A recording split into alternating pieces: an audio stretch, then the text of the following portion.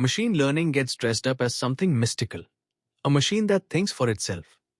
So let me take the mystery out of it on the very first slide. There is no thinking, and there is no magic. A model learns by adjusting numbers until its guesses match the examples it is shown. It is curve fitting, with discipline. The fitting is the easy part. The discipline, making it work on data it has never seen, is the real craft. Let's make every piece of it click. One simple inversion gave birth to this entire field. The old way, a human writes the rules by hand. If this, then that. The machine learning way, you show the computer thousands of examples and let it discover the rules itself. You do not tell it how to spot a cat, you show it cats. That flip, from writing rules to learning them, is the whole revolution. Everything else is detail. And it's already running your day, mostly invisibly. The feed you scroll, the spam that never reached you, the route your map chose, the fraud alert on your card, the next video that somehow just knew. Every one is a model, fitted to data, quietly predicting. Learn the loop underneath, and the hidden machinery of modern life suddenly becomes something you can read and build. And here is the thread tying this to the last video. Machine learning is that same loop: represent, predict, measure the error, improve, set loose on real data. Vectors go in, a guess comes out, the mistake is measured, the dials are nudged. If you watch the math video, you already own the engine. Now we put it to work. Chapter 1. What it actually means for a machine to learn. Start with the cleanest possible contrast. A traditional program takes rules you wrote and produces answers. A machine learning model runs that backward. You hand it answers, examples with their outcomes, and it produces the rules. You are no longer programming the logic by hand. You are programming with data and letting the algorithm find the logic for you. Strip away the jargon, and a model is just a function.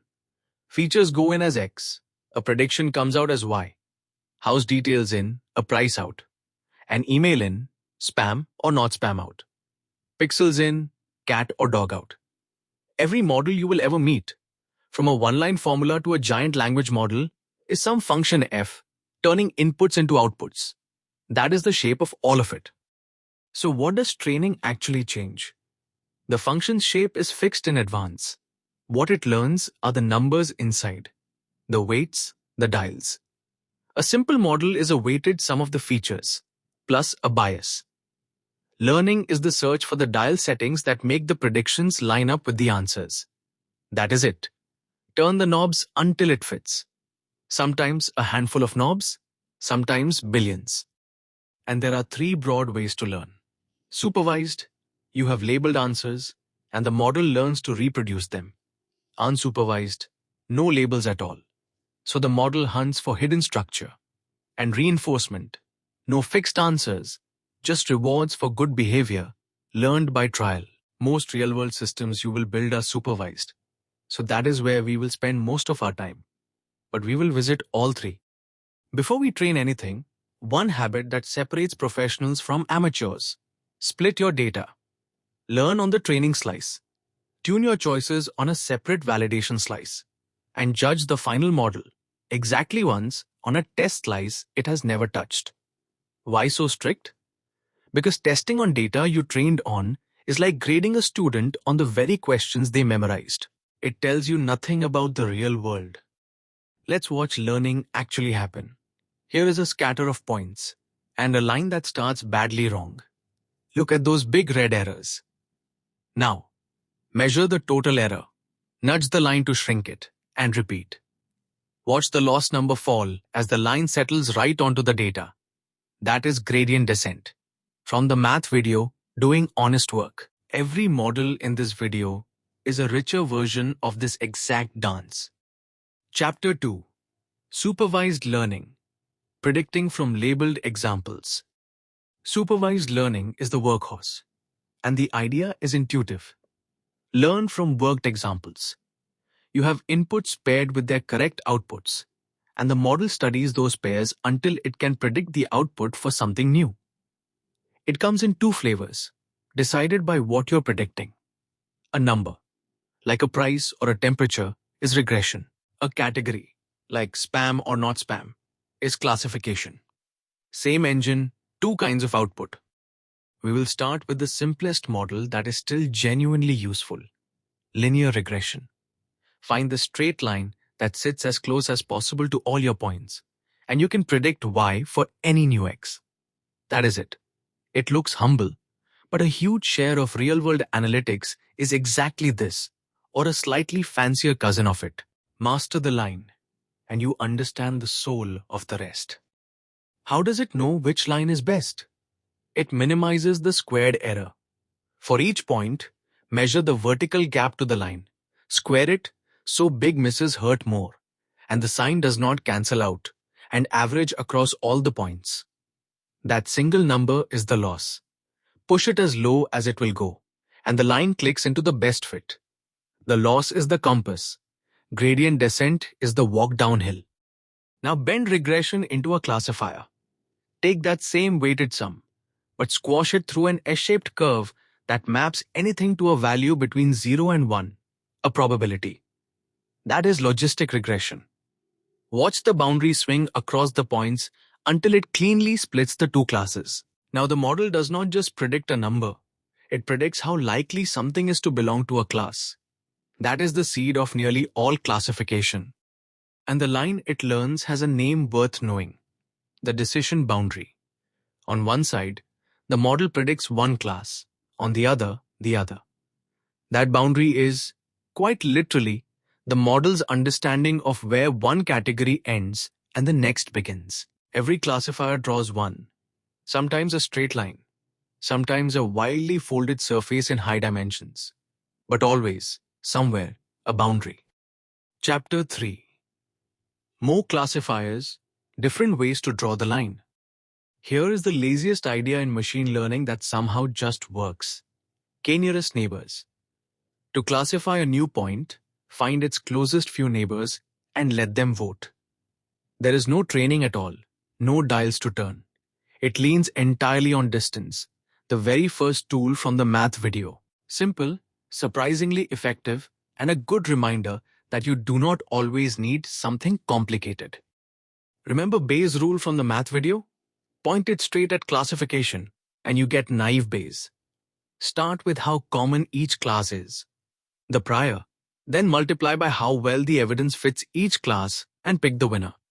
The naive part is pretending all the features are independent. It is technically wrong, and yet it makes spam filters fast, tiny, and shockingly accurate. Old math. Still earning its keep. A decision tree plays 20 questions with your data. Ask one yes or no question. Is income above this line? And split the data in two. Then ask another question of each half and another. Each split carves the feature space into cleaner regions. Watch the tree grow on the left, while the plane chops into boxes on the right. The beauty is that you can read every decision. It reasons the way a person would. A single tree is clever, but twitchy. Change the data a little, and it overfits. So here is the fix. Do not grow one tree. Grow a whole forest. Hundreds of trees. Each trained on a slightly different slice of the data, each casting a vote. The random errors cancel out. The real signal reinforces. A crowd of mediocre guessers becomes one strong, stable predictor. It is one of the most reliable tools you will ever reach for. The support vector machine asks a sharper question. Do not just find a line that separates the classes. Find the one with the most breathing room. Watch the margin widen to the largest gap that still keeps the classes apart. The points that touch the edges are the support vectors. They alone define the boundary. More margin means more confidence on data the model has not seen. Elegant and powerful. Gradient boosting might be the cleverest idea here. Build a weak model. Look at what it got wrong. Then build the next model to fix exactly those mistakes and add it on. Repeat and watch the leftover errors shrink round after round. Each learner cleans up after the last. Wrapped in libraries like XGBoost. This still wins more competitions on spreadsheet-style data than anything else, deep learning included. So which one should you actually reach for? A useful rule of thumb: for structured, tabular data, rows and columns, the stuff of most businesses, tree ensembles like boosting and forests usually win. For raw images, language, and audio, you reach for deep learning, the subject of the final video. Do not chase the fanciest model. Match the tool to the shape of your data. Chapter 4: Unsupervised Learning. Finding structure with no labels. Now flip off the labels entirely. Often you have a mountain of data and nobody has told you what is what. Unsupervised learning finds the structure on its own. Natural groupings, hidden directions, the points that do not fit. It is how you make sense of a fresh dataset before you even know the right questions to ask. Less about prediction, more about discovery. The classic example is k-means clustering. Scatter a few centers into the data. Each point joins its nearest center. Then each center slides to the middle of its crowd.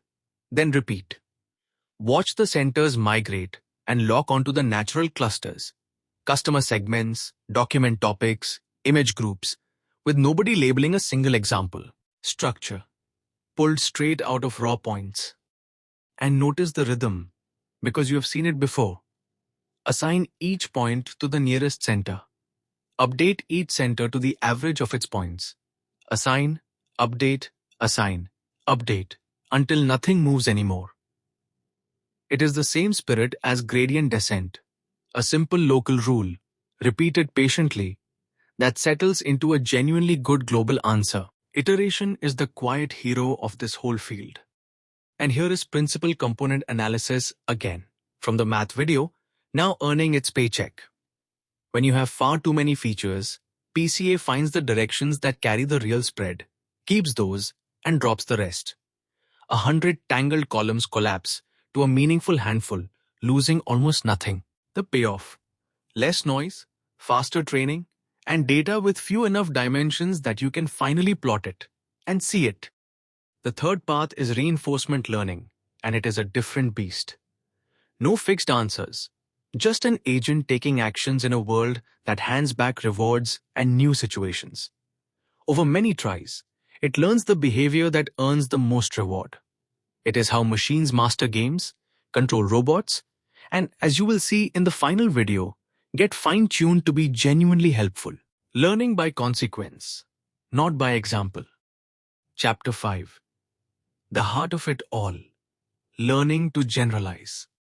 Everything so far points to one true goal, and it is subtle. A model that perfectly nails the training data but fails on anything new has learned nothing useful. It just memorized.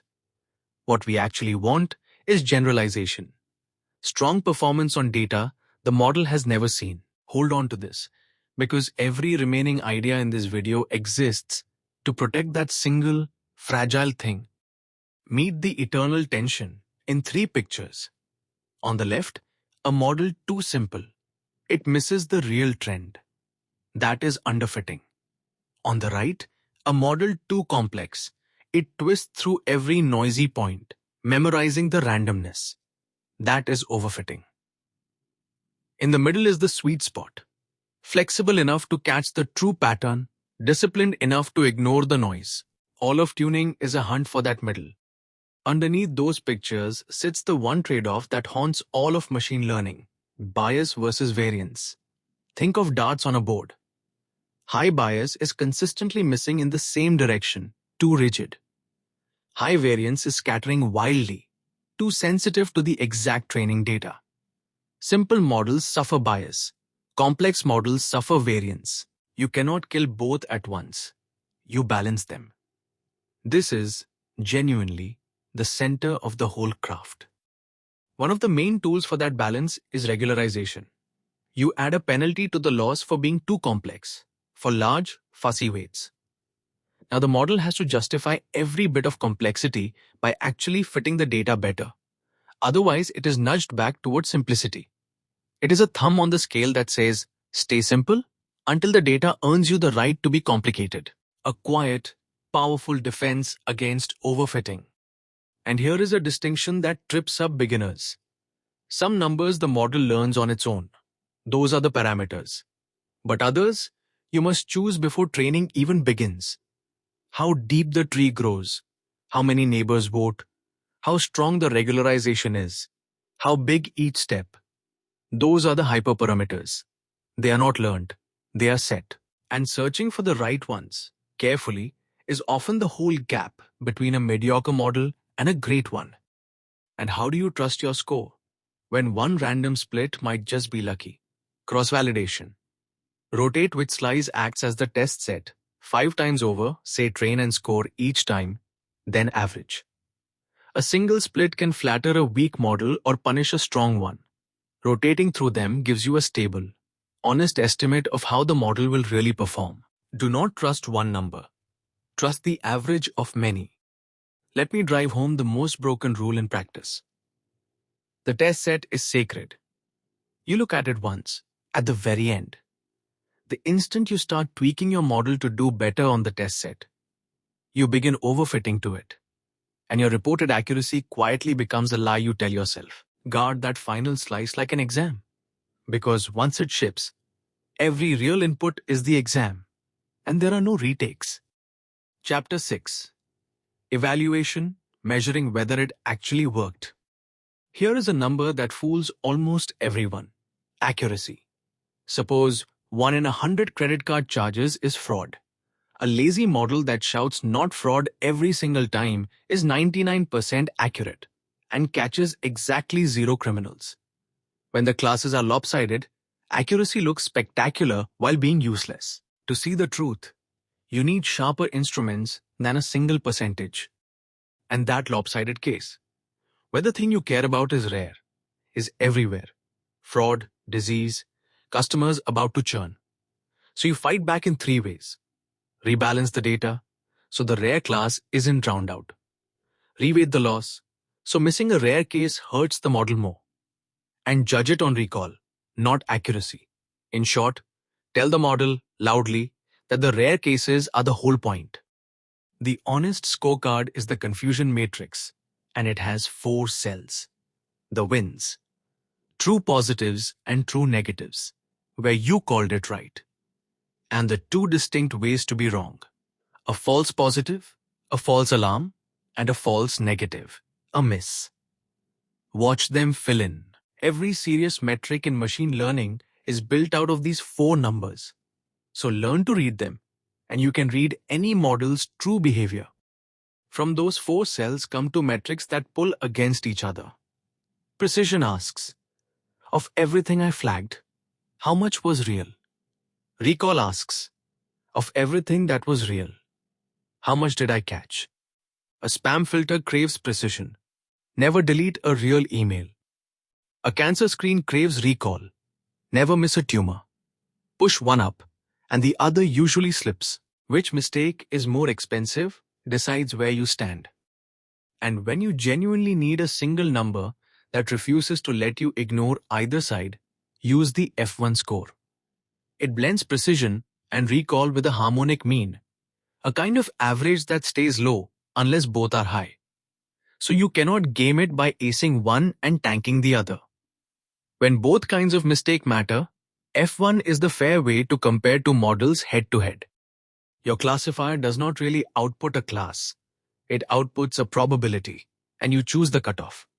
Slide that threshold, and you trade catching more real cases against raising more false alarms.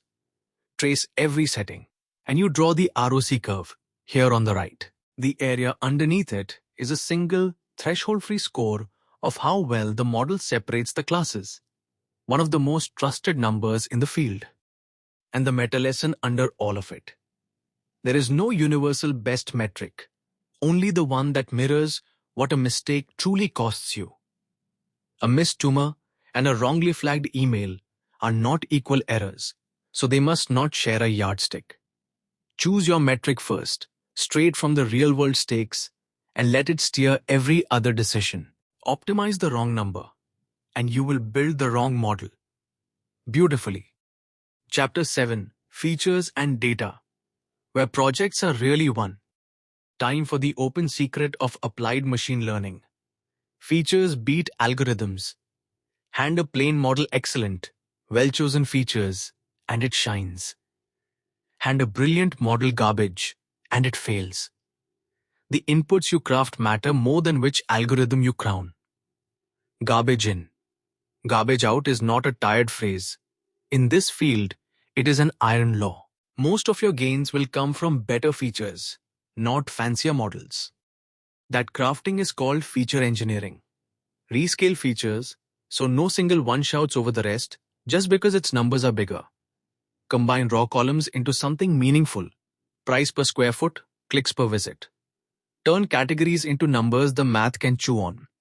You are translating the messy world into a language the model can finally exploit. It is part art, part science, and often where the magic actually happens. And a model should never be a total mystery.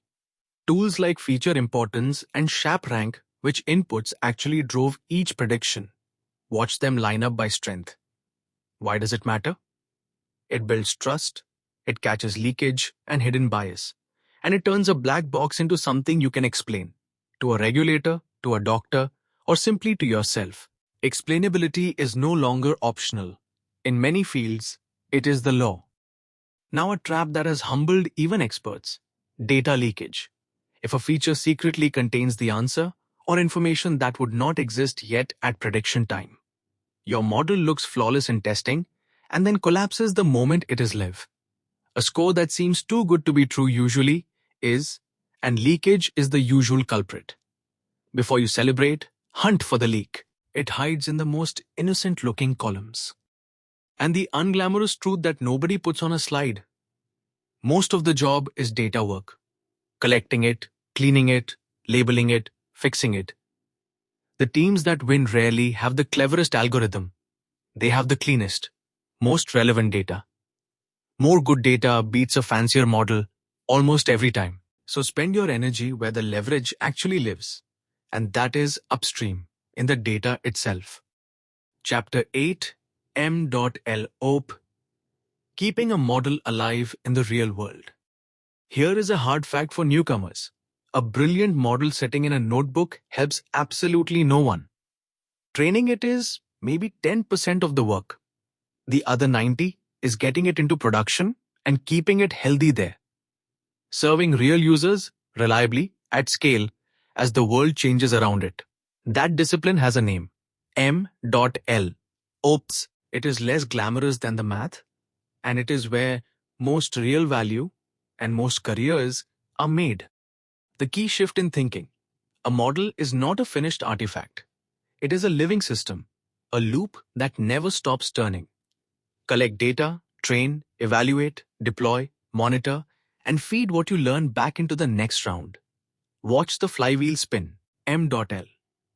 Ops is all the engineering that keeps it spinning, safely and automatically, so the model stays good long after you have moved on. Shipping a model takes one of two shapes. Batch. Run it on a giant pile of data on a schedule. Score every customer overnight. Or real-time. Wrap it in an API that must answer in milliseconds, under unpredictable load. That single choice ripples through everything: the hardware, the cost, the entire architecture you build around the model. Decide it early, because it is expensive to change late. And you never flip the whole world to a new model at once. That is how disasters happen. Instead, roll it out gently. Run it in shadow first. Let it predict silently alongside the old one and compare.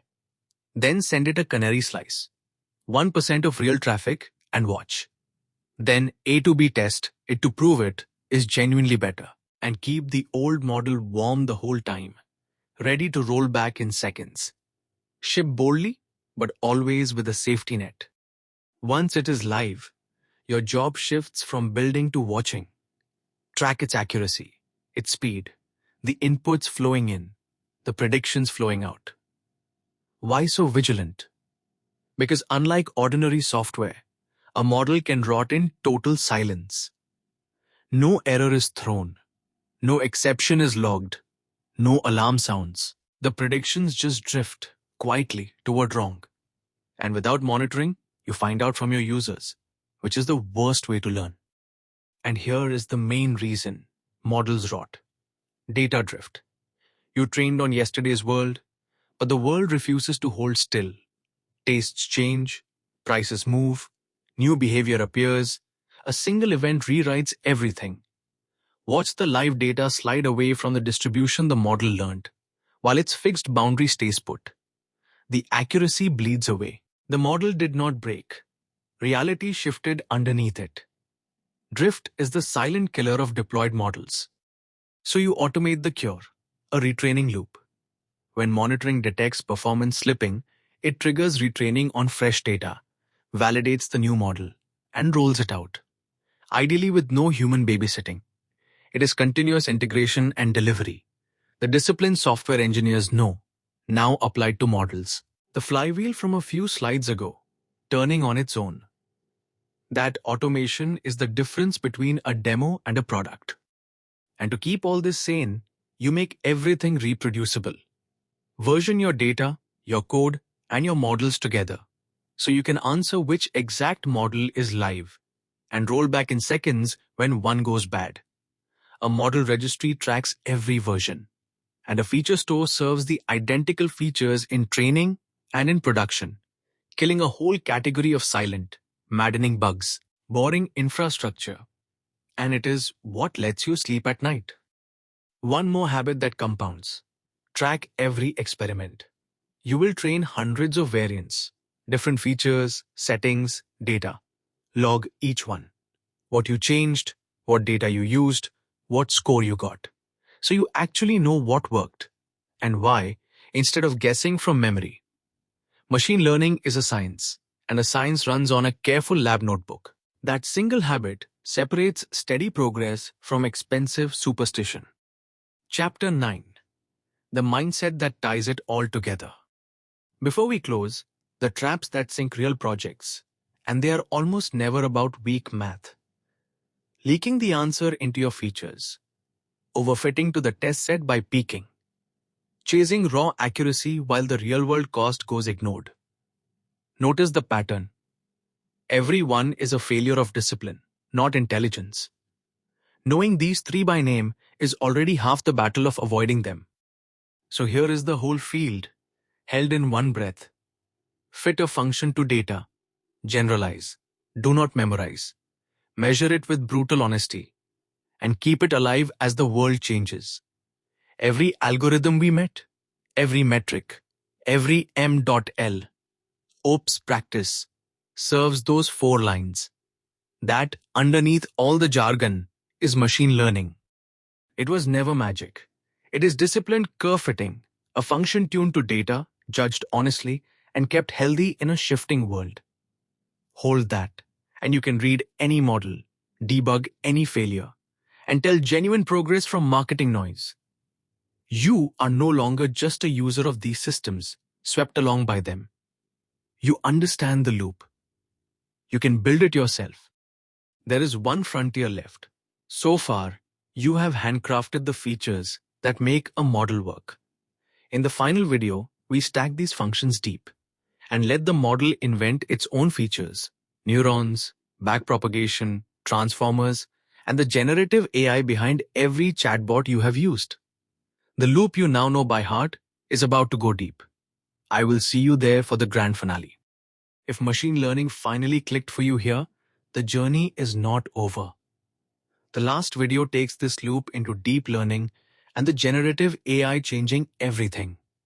Follow along and keep that curiosity burning. I will see you in the next one.